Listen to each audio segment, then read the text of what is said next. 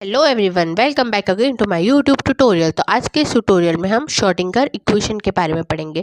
तो इस same tutorial में हम दोनों टाइम डिपेंडेंट और टाइम इंडिपेंडेंट इक्वेशंस कवर करेंगे। ठीक है, तो ये यूट्यूब पे सबसे ज़्यादा सिंपल डेरिवेशन होने वाला है इस इक्वेशन का। तो बने रहिए, मैं गारंटी देती हूँ आपको कि इससे ज़्यादा सिंपल आपको कहीं नहीं मिलेगा। अगर आपको मिले तो आप मुझे पिंग करना, ठीक है। मैं गारंटी दे रही हूँ कि बहुत ज़्यादा सिंपल होने वाला है। तो सबसे पहले तो हम ये समझते हैं कि श्रोडिंगर इक्वेशन की हमको ज़रूरत ही क्या पड़ी। तो अपन को पता है कि क्वांटम मैकेनिक्स में हम क्या निकालते हैं, हमारा मेन पर्पस क्या होता है कि साई की वैल्यू निकालना, वेव फंक्शन निकालना। ठीक है, तो एक बार अपन को वेव फंक्शन मिलता है तो हम किसी भी पार्टिकल की वेलोसिटी, मोमेंटम, ये सब कैलकुलेट करते हैं। अब बात क्या आती है, मैंने आज तक आपको नहीं बताया कि अपन वेव फंक्शन कैसे निकालते हैं। तो अपन वेव फंक्शन किसकी हेल्प से निकालते हैं? श्रोडिंगर इक्वेशन की हेल्प से निकालते हैं। तो आगे मैं आपको पढ़ाऊंगी।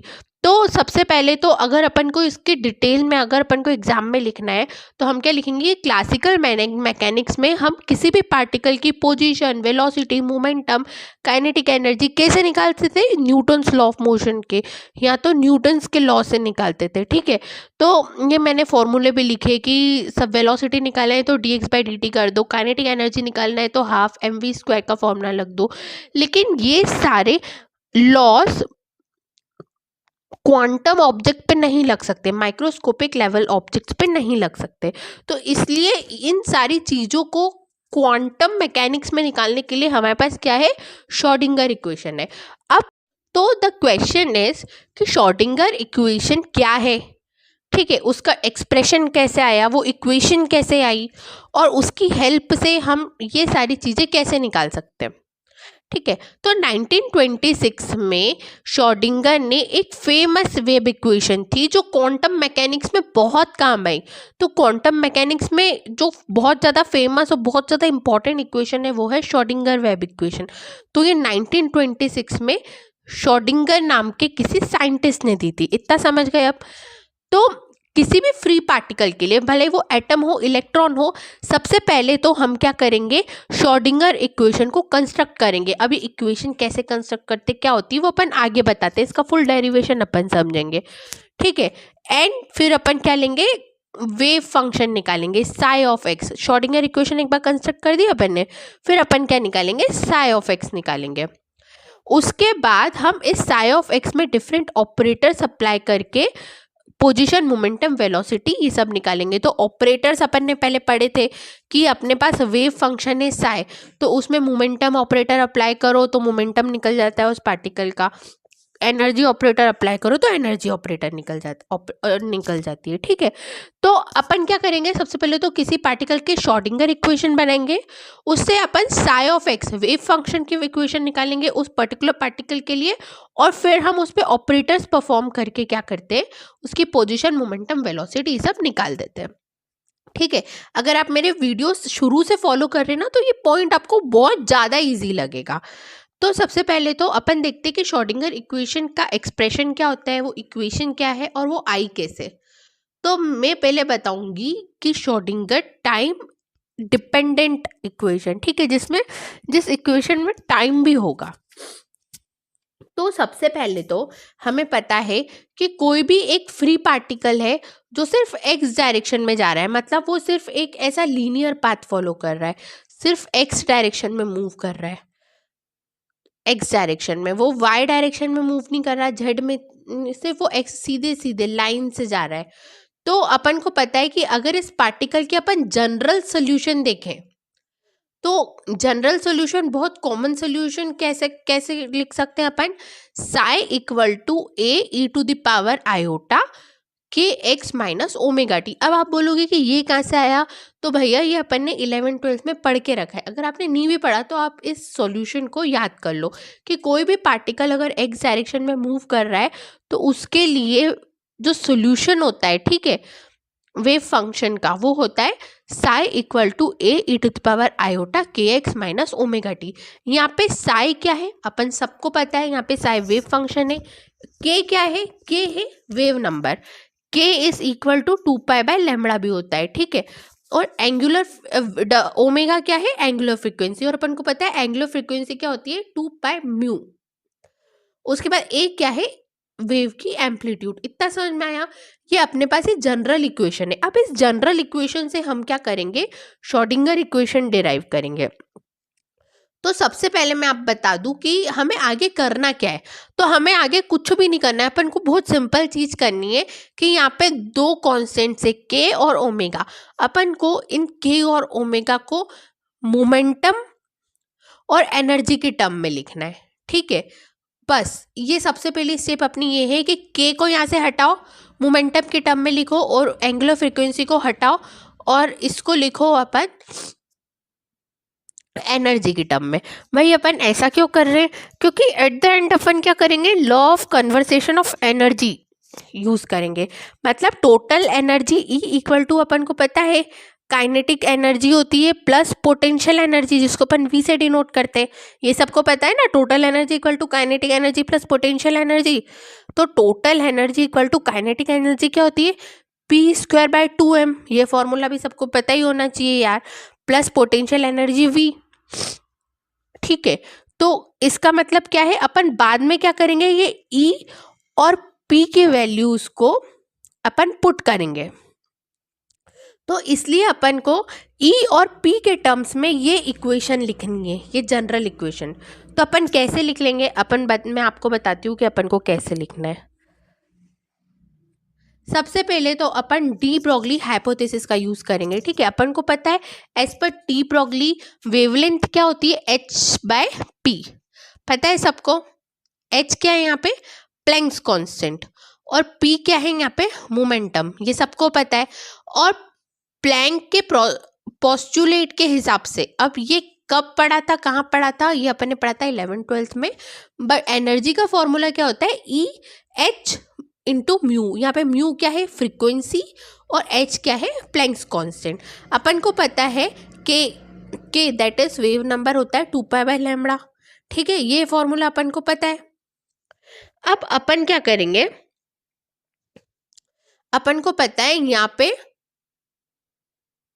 लैम्बडा की वैल्यू क्या है, ऊपर h/p। तो यहाँ पे लैम्बडा की वैल्यू अपन रख देंगे h/p। यहाँ पे अपन ने लिख दी लैम्बडा की वैल्यू, वेवलेंथ की वैल्यू रख दी h/p। तो यहाँ पे k की वैल्यू क्या आ गई। अब यहाँ पे अपन देखें तो ये क्या हो जाएगा, ये क्या हो जाएगा अपना P/h/2π। और h/2π मतलब क्या होता है, h कट। अगर ये आपको नहीं पता है तो आप याद कर लो, h/2π मतलब क्या होता है, h कट। अब ये सारी चीजें आपको पता होनी चाहिए, 11th-12th में पढ़ी थी। क्या क्या 11th-12th में पढ़ा था अपन ने, एक ये फॉर्मूला पढ़ा था, ये फॉर्मूला पढ़ा था, और ये फॉर्मूला पढ़ा था। तो h क्या है, प्लैंक्स कांस्टेंट बाय 2π क्या होता है, h कट। अब k की वैल्यू क्या आ गई, मोमेंटम्स के टर्म में P/h कट, ठीक है। ये अपने पास k की नॉर्मल वैल्यू आ गई P/h कट। यहाँ पे लिखी है मैंने, k इक्वल टू P/h/2π को मैंने लिख दिया h कट। तो k equal to P/h cut. वैसे ही अब अपन निकालेंगे ओमेगा की वैल्यू। तो अपन को पता है एनर्जी E क्या होती है, E इक्वल टू h/μ होती है।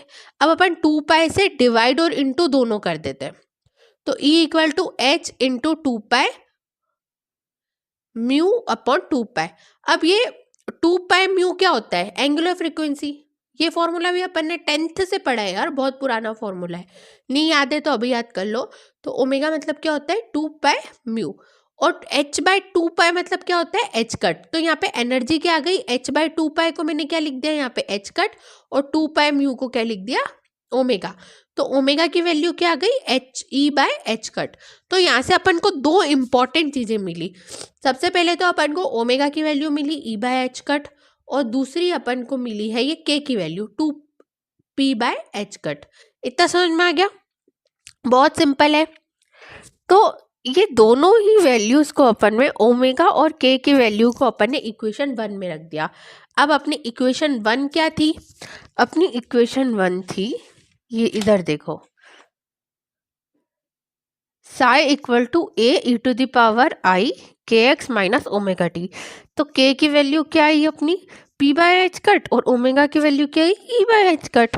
तो यहाँ पे जैसे ही मैंने रखा, तो psi equal to a e⁻i by h cut, P x minus E t. एक बार मैं आपको है ना लिख के बता देती हूँ। तो अपने पास साई क्या था, साई की वैल्यू अपनी जनरल सॉल्यूशन क्या था अपने पास, ए ई टू द पावर आई के एक्स माइनस ओमेगा टी। ठीक है, अब के की वैल्यू क्या आई अपने पास, के की वैल्यू अपने पास I P by H cut. ठीक है, और ओमेगा की value I E by H cut. अब ये के की वैल्यू अपन ने पी बाय एच कट लिखी, ओमेगा की value E by H cut, और ये एच कट को अपन ने कॉमन ले लिया, तो ये हो गया A E to the power I by H cut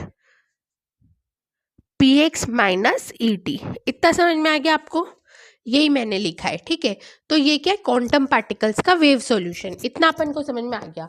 अब अपन आगे बढ़ते हैं। तो मैंने आपको शुरू में क्या बताया था कि अपन ई और पी की वैल्यू कहाँ रखेंगे, एनर्जी कन्वर्सेशन लॉ में लगेंगे। तो अपन को पता है एनर्जी कन्वर्सेशन लॉ के हिसाब से टोटल एनर्जी क्या होती है, kinetic energy plus potential energy. तो टोटल एनर्जी को हम ई से डिनोट करते हैं, काइनेटिक एनर्जी का फॉर्मूला होता है पी स्क्वायर बाय 2m, और पोटेंशियल एनर्जी को अपन वी से डिनोट करते हैं। अब दोनों साइड पे अपन साई का मल्टीप्लाई कर देंगे, तो क्या हो जाएगा, E psi equal to P square by 2m psi plus V psi. इतना समझ में आ गया। अब अपन को क्या करना है कि अपनी जो इक्वेशन 2 आई थी, ये आई थी अपनी इक्वेशन 2 पी और एक्स के टर्म में, पी और ई के टर्म में। तो इस इक्वेशन 2 को अपन डबल 2 बार क्या कर देंगे, 2 बार डिफरेंशिएट कर देंगे। किसके रिस्पेक्ट में, एक्स के रिस्पेक्ट में। ठीक है, एक्स के रिस्पेक्ट में अपन 2 बार डिफरेंशिएट करेंगे, तो अपने पास क्या आएगा, तो मैं आपको बताती हूँ कि अपने पास क्या आएगा। तो मैंने बोला कि अपन इक्वेशन 2 को x के रिस्पेक्ट में 2 बार डिफरेंशिएट करेंगे। तो मैंने जब इक्वेशन 2 को d psi by D x करा, ठीक है, तो अपनी इक्वेशन 2 क्या बन के आई थी, अपनी इक्वेशन 2 बन के आई थी psi equal to A E to the power I by H cut P x minus E T. ठीक है, जब मैंने इसको एक बार डिफरेंशिएट करा तो मेरे पास क्या आया, d psi by D x, x के रिस्पेक्ट में डिफरेंशिएट कर रही हूँ, तो ए तो कांस्टेंट है, बाहर निकल जाएगा, और D by D X of this क्या होगा।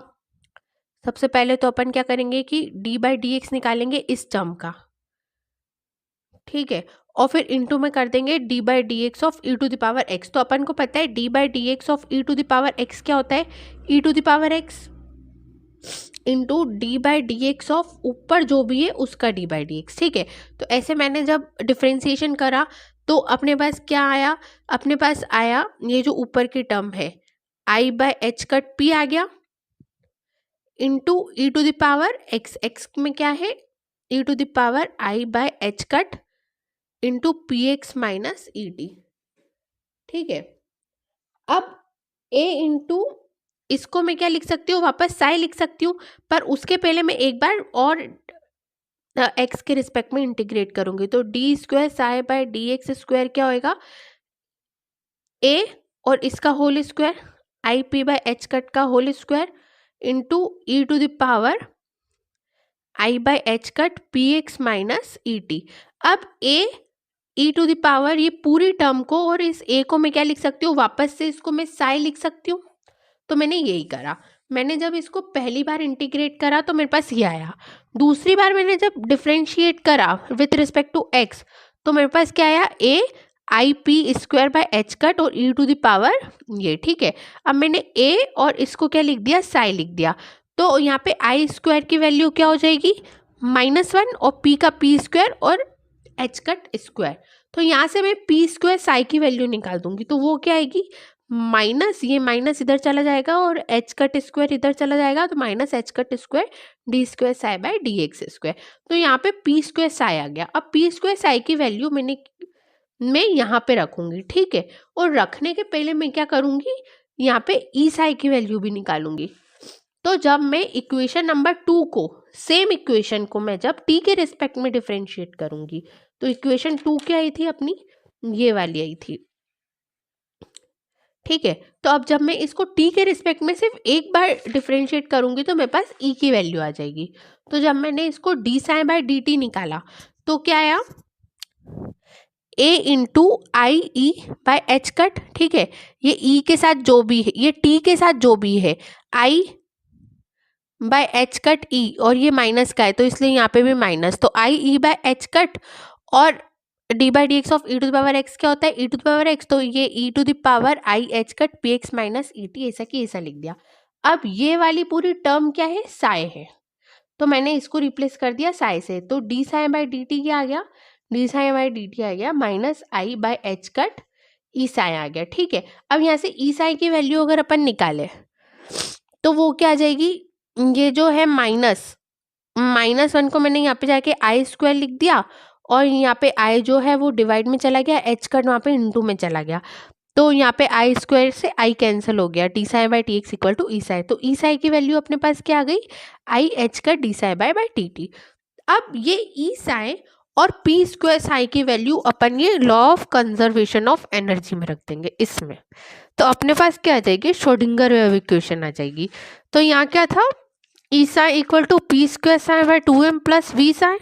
ठीक है, तो ई की वैल्यू अपन रखेंगे सबसे पहले और पी स्क्वायर की रखेंगे। तो जब मैंने यहाँ पे ई की वैल्यू यहाँ ऐसी की ऐसी रख दी, देखो आई एच का D psi by D T ऐसी की ऐसी ई साई की वैल्यू रख दी, इक्वल टू पी स्क्वायर की वैल्यू मैंने ऐसी की ऐसी रख दी। पी स्क्वायर साई क्या आया था अपने पास, वो आया था माइनस का h cut square del square psi by del x square. ठीक है, तो रख दी मैंने पी स्क्वायर साई की वैल्यू माइनस का h cut square d square psi by D x square by 2m ऐसा कि ऐसा प्लस वी एक्स। ये क्या हो गई, श्रोडिंगर टाइम डिपेंडेंट इक्वेशन। अब ये टाइम डिपेंडेंट क्यों है, क्योंकि इस पूरी इक्वेशन में टी है। ठीक है, इसलिए ये टाइम डिपेंडेंट हो गई। अब अगर अपन बात करें कि श्रोडिंगर टाइम इंडिपेंडेंट इक्वेशन हम कैसे निकालेंगे, तो अब ये तो हो गई श्रोडिंगर टाइम डिपेंडेंट इक्वेशन। अब टाइम इंडिपेंडेंट इक्वेशन निकालने के लिए अपन क्या करेंगे, सिंपली अपनी जो इक्वेशन थी ये law of conservation of equation में अपन रखेंगे सिर्फ पी स्क्वायर की वैल्यू। ठीक है, अपन ई साई को ऐसा कि ऐसा रख देंगे। ठीक है, तो जब अपन ने पी स्क्वायर की वैल्यू जो पुरानी निकाली थी इसको मैंने यहाँ रख दिया। ठीक है, तो पी स्क्वायर क्या हुआ था, माइनस का h cut d square psi by D x square, ये आया था ई साई ऐसा कि ऐसा बाय 2m ऐसा कि ऐसा प्लस वी साई। ठीक है, ये वी साई है। अब अगर अपन देखें तो ये वी साई इधर भेज दिया मैंने, तो और साई को कॉमन ले लिया, तो E minus we psi equal to minus H cut square by 2m D square psi by D x square. ठीक है, अब मैंने क्या करा, अब ये मैंने सिंपल सी चीज़ करी है, इधर उधर करा है। ठीक है, तो मैंने क्या करा, सबसे पहले 2m by H cut square को उधर भेज दिया, तो 2m ऊपर चला गया और एच कट स्क्वायर नीचे आ गया, into e minus we psi equal to minus d square psi by D x square. अब इसको भी उधर लाके मैंने माइनस का है तो प्लस का कर दिया, तो ये इक्वेशन ऐसी की ऐसी आ गई। तो ये क्या हो गई, श्रोडिंगर टाइम इंडिपेंडेंट वे की इक्वेशन। तो अगर कोई इंडिपेंडेंट वाले का पूछे एक्सप्रेशन तो आप पूरा टाइम डिपेंडेंट वाले जैसा करना, बस फर्क क्या रहेगा कि आप ई साई की वैल्यू नहीं निकालेंगे। ठीक है, ई साई की वैल्यू ना निकालते हो, आप सिर्फ पी स्क्वायर की वैल्यू निकाल के पुट करेंगे तो आपकी इक्वेशन आ जाएगी। तो आज के लेक्चर के लिए इतना ही। अगर आपको मेरा लेक्चर पसंद आए तो प्लीज़ मेरे चैनल को सब्सक्राइब कर लेना और मेरी वीडियो को लाइक कर देना और मेरे वीडियो को शेयर कर देना। Thank you so much. तो मिलते हैं अपन कल के वीडियो में। Thank you.